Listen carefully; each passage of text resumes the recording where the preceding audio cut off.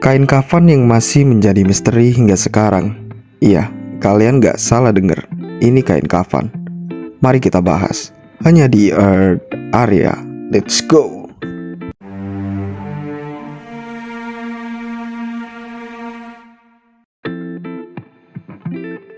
Hai, balik lagi bareng gue di sini. Gimana nih kabar kalian? Baik-baik aja kan hari ini?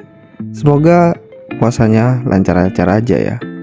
Oke, hari ini gue bakal ngebahas salah satu kain kafan dari Turin.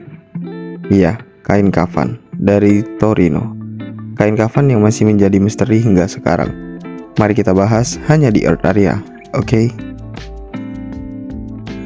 Kain kafan dari Torino, Sindone di Torino atau Sacra Sindone, adalah sepotong kain yang memiliki gambaran seorang pria yang tampak telah disiksa secara fisik yang konsisten dengan siksaan penyaliban. Kain ini disimpan di kapel kerajaan di Katedral Santo Yohanes Pembaptis di kota Torino, Italia. Kain tersebut dipercaya oleh banyak orang sebagai kain kafan Yesus Kristus saat ia dimakamkan. Sejarah: gambaran pada kain kafan tersebut jauh lebih jelas dalam hitam putih atau foto negatif dibandingkan dalam warna kecoklatan aslinya. Gambar negatif yang menyolok ini pertama kali dilihat pada malam hari tanggal 28 Mei 1898 di piringan fotografi terbaik milik fotografer amatir Secondo Pia, yang diperbolehkan mengambil foto kain tersebut ketika sedang dipamerkan di Katedral Turin. Menurut Pia, ia hampir menjatuhkan dan memecahkan piringan fotografi tersebut akibat keterkejutannya melihat gambaran seseorang di kain tersebut.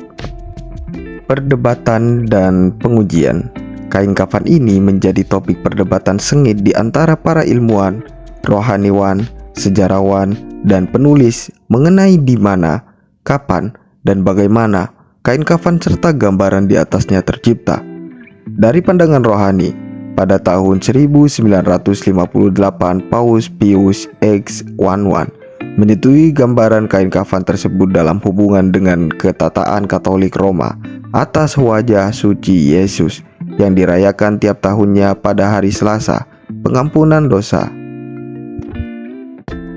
Beberapa pihak percaya bahwa kain kafan ini merupakan kain yang menutupi Yesus ketika ia diletakkan di dalam makamnya, dan gambarannya terletak pada serat-seratnya pada saat atau dekat saat ia dipercaya bangkit dari mati. Pihak skeptis di sisi lain beranggapan bahwa kain kafan tersebut merupakan karya pemalsuan abad pertengahan. Beberapa pihak lain menghubungkan terciptanya gambaran ini dengan reaksi-reaksi kimia atau proses-proses alamiah lainnya. Berbagai pengujian telah dilakukan terhadap kain kafan ini.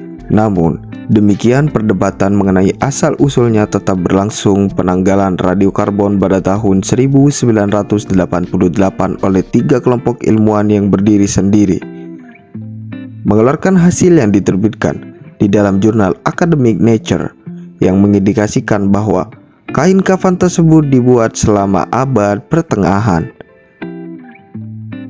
Sekitar 1300 tahun setelah Yesus hidup, pernyataan-pernyataan akan adanya prasangka dan kesalahan di dalam pengujian-pengujian tersebut langsung muncul begitu hasil ini terbit dan dijawab oleh Harry E. Goff atau beberapa orang lainnya.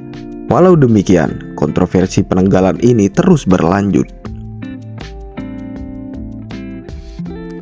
Analisis lanjutan yang diterbitkan pada tahun 2005 misalnya menyatakan bahwa contoh kain yang diambil oleh para kelompok penguji tadi untuk dihitung usianya diambil dari sebuah bagian kain kafan yang bukan merupakan bagian dari kain asli. Kain kafan ini juga rusak akibat kebakaran di akhir abad pertengahan yang mungkin bisa juga menambahkan material karbon pada kain tersebut yang menyebabkan kadar radiokarbon yang lebih tinggi dan asal-usul usia yang lebih belakangan.